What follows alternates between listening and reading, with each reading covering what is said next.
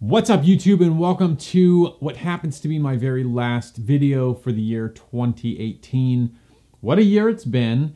And in this video, I'm just going to share with you some of the stuff that has taken place in my life, some of the stuff that has happened, both good and bad. And there's a purpose for this, and that is that going into the year 2019, I really want to focus on having an open, honest, very transparent conversation and just kind of being as open as possible to those that watch these videos and follow me on Instagram and other places. So with all that being said, let's jump into this.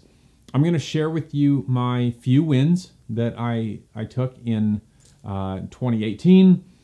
And then also we're going to talk a little bit about some of the losses, the L's, if you will, that I kind of struggled through, and hopefully in all of that, this video will be an encouragement. It'll be an uplifter. Please know that in no way, shape, or form am I looking for people's sympathy or not trying to get you to feel sorry for me. Just want to tell you my story. So a lot of this stuff is very personal. The whole thing is personal, right? This is, a lot of it's painful. And so we're just going to kind of go through. None of this is scripted. I thought about scripting it and I decided against it. I want this to be really transparent and come from my heart, and just so you kind of know. And hopefully you'll kind of feel that emotion, I guess, that comes along with it. All that being said, let's jump into it. For you to understand the scope of my 2018, we have to travel back to mid-2017. So, and actually maybe even a couple years before that. Here's what happened. I worked at a shipyard back in 2012 through 2015. And I did that full-time while I also built my photography business. And it didn't... The shipyard was good, and I made decent money, 22 bucks an hour, and it was 8 hours a day, 5 days a week. It's good, steady, kind of 9 to 5 job. And it didn't really suit me. I didn't get along well with the other people there. And so while going there and doing the work, I had acquired a few credit cards. Nothing big, $1,000 limit. In fact, I think I maybe even had one or two of the credit cards for like years prior, and I just never used them. Anyway, I digress. Let's move on. I had these credit cards, and I would swipe them, and I would pay them off, and I'd swipe them, and I'd pay them off. Always carrying some sort of balance. You know, I never paid them off on time like you should with the credit card. And so I would rack them up, pay them off. And the credit card company kept expanding my credit limit. I had a $1,000 limit. They bumped it up to $5,000, to $7,500, to $10,000, to $15,000, to $20,000, to $25,000 per card. So I got sick and tired of working the day job, and the photography business was sort of growing, but it was slow. Like, if you're an entrepreneur, you know, nothing just happens overnight. It's slow. So what did I do? I swiped the card, right? One day I decided to quit the shipyard altogether. I said, you know, I'm going to strike out on my own and just go for self-employment full-time and just do it, right? So I did. And the money didn't follow like I thought it would, because it was still in its growing phase. I had these credit cards, right? I had like a lot of credit cards with super high, like, to me, I consider super high limits, 25,000 bucks a piece. And so I started swiping them, and I'm thinking in my mind the whole time, yeah, I'll just use this just to get by as the photography builds up. And then when I do that, when the photography expands and blows up, then I'll just pay them off, no problem. Well, I kept doing this, kept doing it. And in the span of, I want to say like 6 or 8 months, I blew through $60,000 in credit card debt. Yeah. After a little while, after a few months, the bill started really rolling, and I got panicky, right? And I just wouldn't pay him, couldn't pay him. It was $3,000 a month. Like, it's more than twice my mortgage, right? And the photography just wasn't providing that kind of money to be able to do this. And so in 2016, I got a full-time, I call it like a full-time, part-time job. I still doing the photography, still doing the work, but I got a full-time 36-hour-a-week job. I work 3 nights per week, 12 hours per night. So 36 hours at a Target distribution center driving a forklift. And it was literally like the worst thing. Like, imagine, and I hate using this analogy, but imagine you take a lion that has been in captivity its entire life and you set it free out in the wild and you leave him there for a year. And then you go capture him and put him back in captivity. That joker is going to die. And that's what I felt like. I felt like I was going to die having to work this day job again. So I'm working Target warehouse, distribution center, 3 nights, Sunday night, Monday night, Tuesday night, from 6 p.m. to 6 a.m., then coming home and sleeping a day, and then doing the photography work and trying to make headway on this $60,000 in credit card debt. Well, fast forward just a little bit to July of last year, 2017, to be frank, to be honest, I had to file bankruptcy, Chapter 7. There's nothing I could do. I was being sued left and right by the banks that owned the credit cards and then also owned me. So I literally attacked this every way I could. I got the second job. I worked harder. I pushed harder. Couldn't even make a dent in it. The interest was stacking up faster than I could actually pay anything down. And so I ended up filing for Chapter 7 bankruptcy. And it was a solo bankruptcy, so my wife didn't have to go through because her name was not on any of the stuff. Thankfully, we own our vehicles outright, so that didn't affect us at all. We got to keep our vehicles because we owned them. We got to keep the house because whatever their clause or whatever, if you want to keep your house and maintain that debt, you can. And then the credit cards would be wiped, but it would basically wreck my credit for years, right, for several years. That happened in June, July of last year. September, it was discharged. My credit score took a pummeling, and then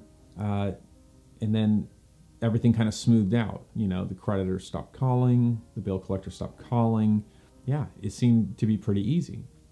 And then, you know, I started finding out around like September, October last year about this cryptocurrency thing. And I was like, sweet, I'm going to learn everything I can about cryptocurrency and maybe I'll put some money into it, right? So I had been saving a little bit because of that job. I quit that job, by the way. Once I decided to go through bankruptcy, I ended up quitting the Target job so that I could focus on the photography job, and it picked up. We were fine.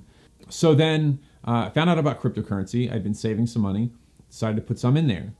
I did. I put $60, literally, like I saved money. I saved $60. Put $60 in one cryptocurrency. It sat for about 2 months, and then it exploded, and my $60 in one day went to $300. And I was like, holy cow, like this is amazing. I could really make some money on this. And so I let that one ride. I think I may have taken $60 out of that and put it into another coin. I don't remember 100% on that. However, that 300 or 240, since I took $60 out, it was my daughter's birthday party in December of 2017. I don't know what it was that day, but something blew up in cryptocurrency, and that $240 shot to $1,200 in absolutely no time flat, like 0 time flat. It shot up.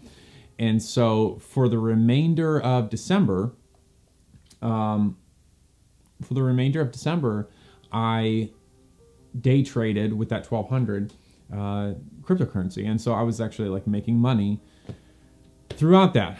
Now we're going to backpedal just a couple months, because I wanted to say that whenever we found out about cryptocurrency, my wife and I, we found out about this, this program. It's not a scam, they said. This program called BitConnect. right? So I found out about it. It was all over YouTube. It was all over the internet, like BitConnect. And it was a polarizing subject, right? So either you were pro BitConnect, and it was not a scam, or you were anti BitConnect and it was a Ponzi scheme. And so my wife and I decided, much to my persuading her, let's dump $3,500 from her IRA into this program, right? Because, and if you're not familiar, so BitConnect ended up turning out to be a Ponzi scheme where you put your money in and then every day they paid you out 1% of whatever your initial investment was. You could withdraw that, okay? Or you could roll it over, and so thus starting a compound interest effect. That's the way they presented it. And so we had $3,500 in there, and we started rolling it. We took some payouts. I think we took a total of $1,000 in payouts over 3 months. But we started rolling it, and we built that to $500. Well, during this time, it was Thanksgiving of 2017, my wife and I decided we would visit her family in Connecticut. We were a little short of cash on hand, but BitConnect was paying us every day. And so we were like, this is no problem. We'll just go up there. We're getting, $70, $80 a day. This is cool. We're set. And so we took what money we had saved for the trip, and then that promise of the money being there for us daily. And we decided to go to Connecticut from Virginia. So we were driving our minivan, and we get up to Pennsylvania, mountains of Pennsylvania, and our Honda Odyssey minivan transmission goes out. Literally on a mountain highway, we're going straight up this mountain, and apparently the transmission couldn't handle the load, and it went out. We lost our transmission completely. I got out, I checked the transmission fluid. It seemed okay. It smelled a little bit burned. It was full. I added just a little bit more to see, like maybe, I don't know, whatever. I added a little bit. And it drove. We got to a rest stop. We had our insurance tow us to a hotel. So this hotel, Holiday Inn Select, was in the middle of zero. It was in the middle of absolute zero. It was the hotel, a gas station, and a subway kind of stuck in the middle of a mountain somewhere. So they had continental breakfast. We used what money we had on hand, stayed a night. The next day, had the continental breakfast. The kids were going bored out of their mind. They can only watch so much TV and be cooped in one tiny room for so long, right? But at least we had BitConnect paying us out every day. And so while my in-laws loaded up the car hauler and drove from Virginia 10 hours the day before Thanksgiving to come get us from Pennsylvania, we just hung out. And luckily that daily payout was able to pay for an additional night in the hotel so that my in-laws had a place to sleep before we drove home on Thanksgiving Day. We literally drove 10 hours from Pennsylvania to Virginia on Thanksgiving Day 2017. Great memories. All right, so now you kind of know like bankruptcy, cryptocurrency, get caught up in what we thought was a good investment, which we will later find out is a Ponzi scheme, lose the minivan, are without a vehicle for a solid month, no vehicle. And then kind of our luck breaks, and someone heard about our issue, and they were like, hey, I have this car. It's a 1994 Oldsmobile Cutlass Supreme. It doesn't start, but if you can get it started, you can have it for free. So it was a Sunday night. It was absolute freezing, sleeting in December, late December. And my father-in-law and I went over there. We got this car. We got it started somehow. It had a like new battery, new starter, new alternator. Got it started. Drove like a champ. Got it home. registered it, everything was good. January 1st, 2018 hits, and it's like everything fell apart. A bunch of people that were promoters of BitConnect, as well as the people that initially started the program, come to find out it was a Ponzi scheme. They were all indicted. Every dollar, I remember the news when I heard, like, someone called me and they were like, hey, BitConnect is tanking. It's a Ponzi scheme. Go get your money before it's gone. My $5,000 that I had total, invest and reinvest in there, $5,000, was worth $200, $250 when I pulled it out. It was worth nothing. Like, that was it. The coins had dropped so dramatically. So we lost that. Right after that, YouTube, which I was starting to make some revenue on YouTube, and I was putting out videos consistently. I was starting to generate revenue from YouTube, and they came out with that new rule where, or that new guideline where you couldn't be monetized if you had less than 1,000 subs and less than 4,000 watch hours, which was like another crushing blow. I'm like, here I am finally starting to make headway on YouTube, and then the rug's pulled from underneath me. So 2 hard-hitting lessons right off the bat. Man, that was rough. Photography started slowing down, really slow. Like, I don't know if you know anything about wedding photography, but in January, February, March, nobody wants their weddings done, right? So it just got really, really slow. Then I had this brilliant idea. I thought, hey, last year Gary Vaynerchuk had his 2017 Flip Challenge, and I did that. I participated in it. I didn't make the $20,170 because I kind of just fell off the wagon. Cryptocurrency was out, right? I didn't need to do that because I was making dope money on cryptocurrency. So I thought, let me jump back onto this flipping thing. Like, I know how to do this. I've sold stuff my entire life. Like, that's literally all I've ever done is sell stuff. Besides the military, like, everything I've ever done is sales. Even the photography, you have to sell your service. Like, I love sales.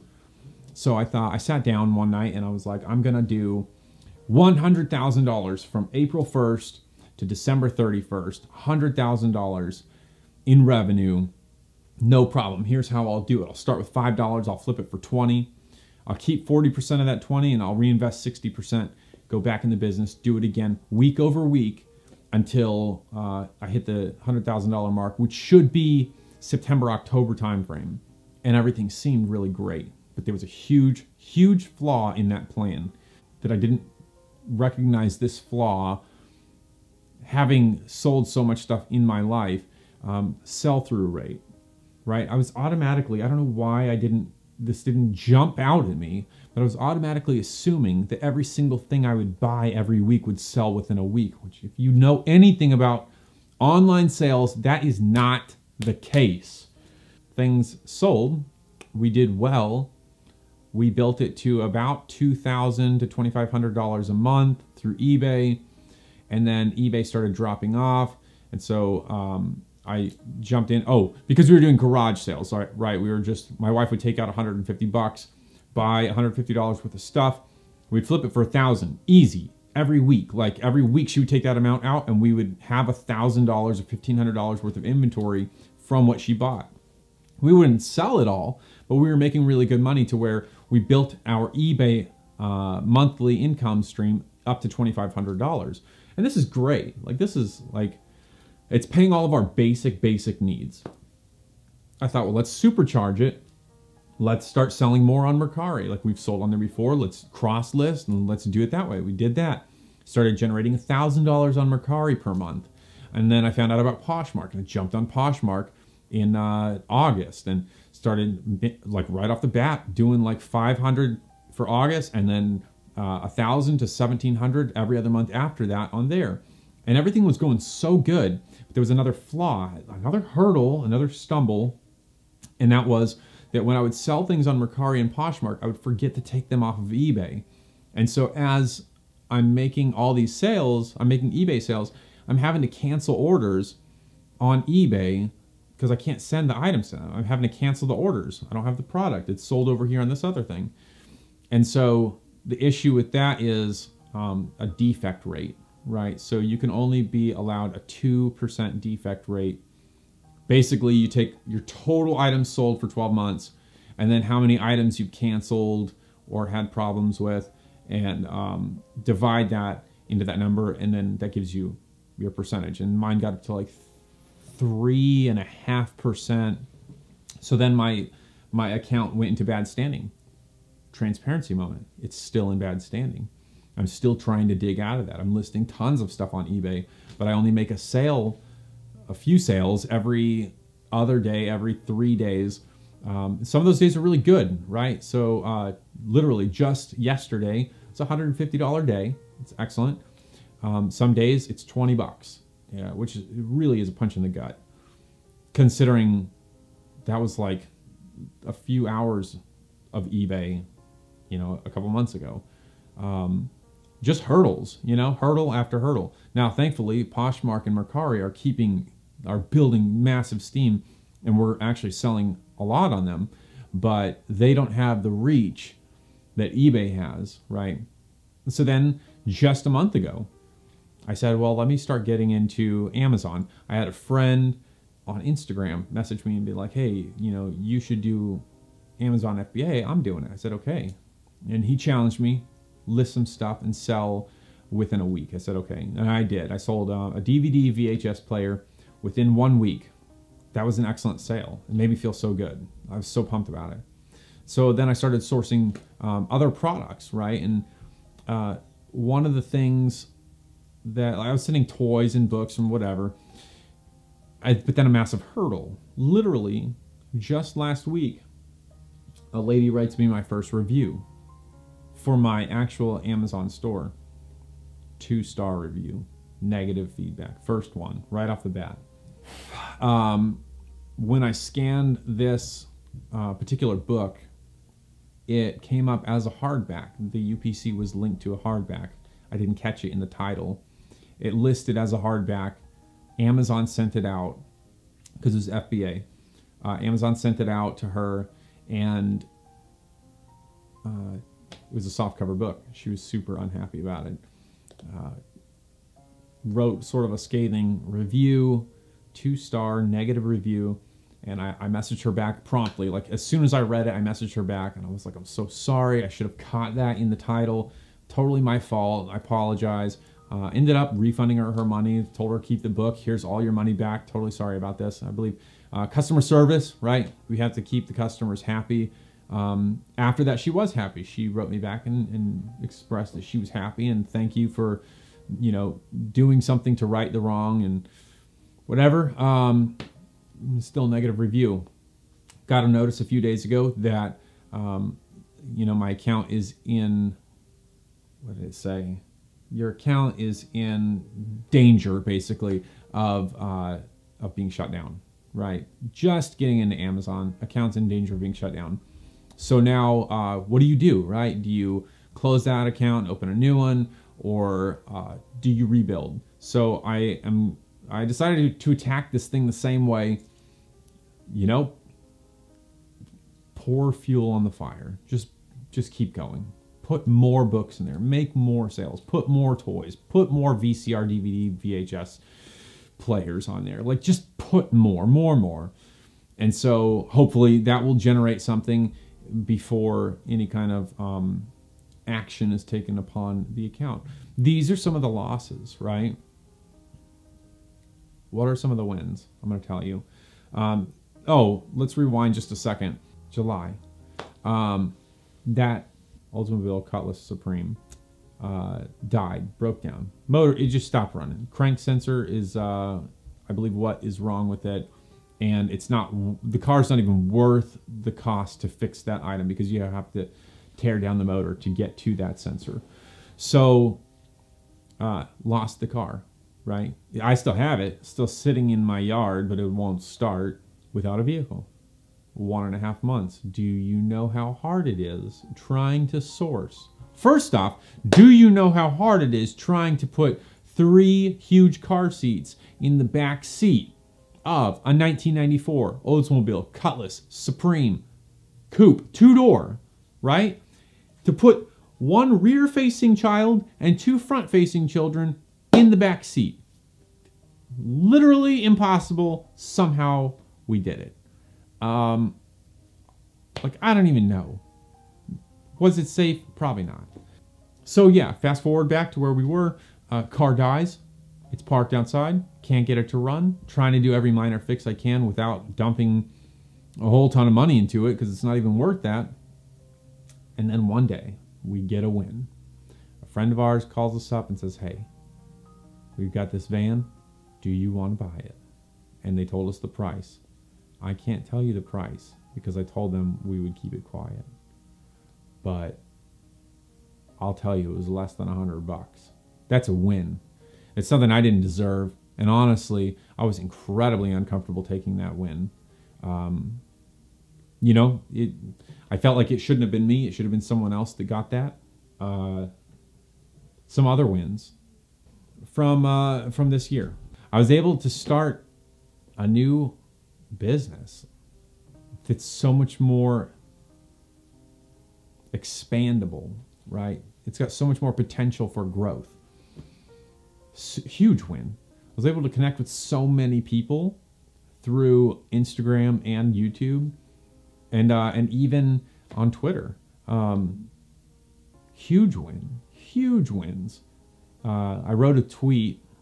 I tweeted a tweet that Gary Vaynerchuk retweeted, and it got like 200,000 impressions, 1,000 likes, 800 reach. I don't know what it was. I'll get the stats were awesome on it. Like something I had never experienced. Like, here's a guy that I respect that is seeing what I'm doing, and he's respecting it and spreading the news to other people. And some of you watching this may have started following me on Instagram because of that retweet. It's just been a hugely successful year, right? So many hiccups, so many hurdles, so many lessons learned, so much pain, but such a successful year. I cannot wait for the first week of January. I'm going to put out a video, so stay tuned. If you're not already subscribed, would love it if you subscribe, and you'll get to see this video. Click the bell notification so that you know when I've uploaded this video of my updated 2019 goals and affirmations, the things I'm going to speak to myself every day, you know, the inspirational video that speaks to me. I'm going to share all this stuff with you. I'm so pumped that you're watching this video. I'm so pumped that you're interested in knowing those wins and those losses that I've experienced. I think 2019 is going to be explosive, and here's why. I think that 2017 was literally like a crash and burn. And I don't say that to be negative because I don't ever want to say anything negative or be taken negative. 2017 was a massive crash and burn. It was just like the burning phase. And 2018 was sort of the rebirth phase.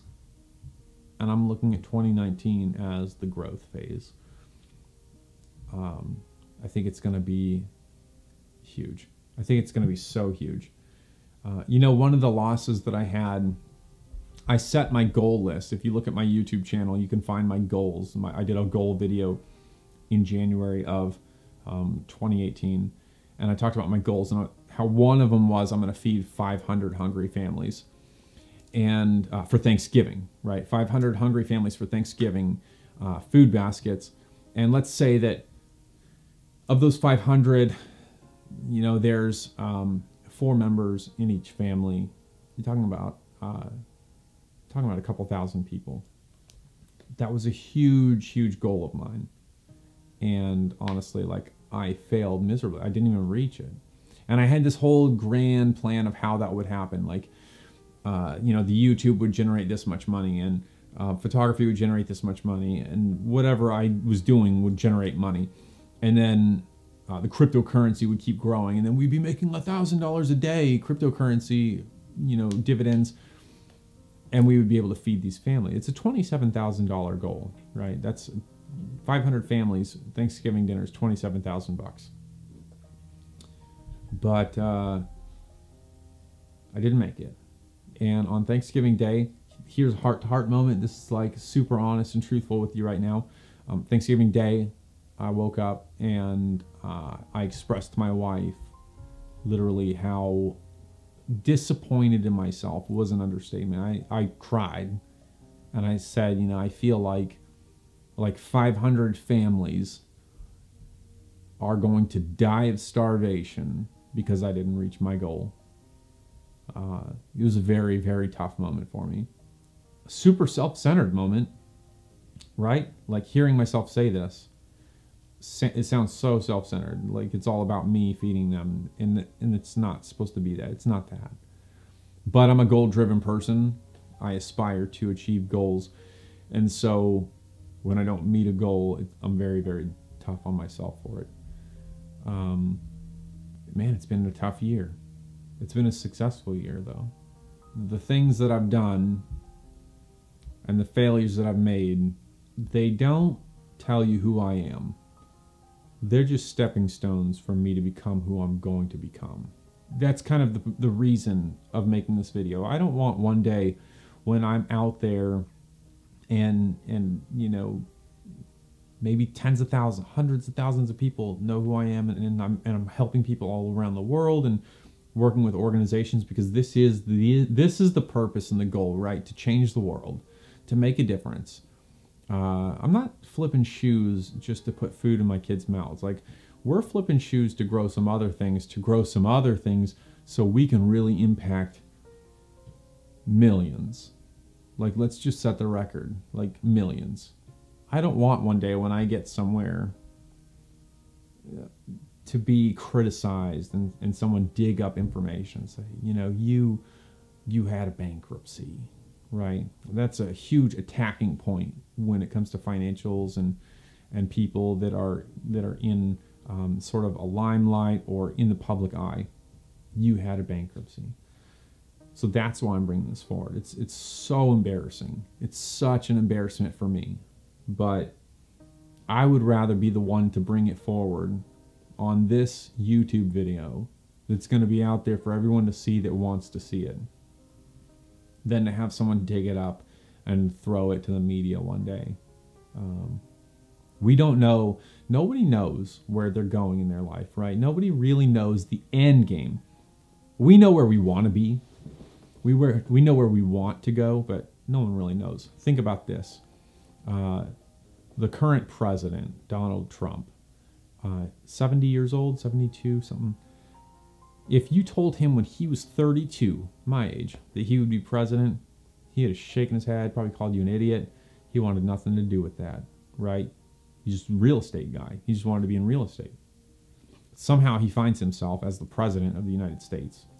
I'm not saying I'm going to be president, because literally I want nothing to do with that.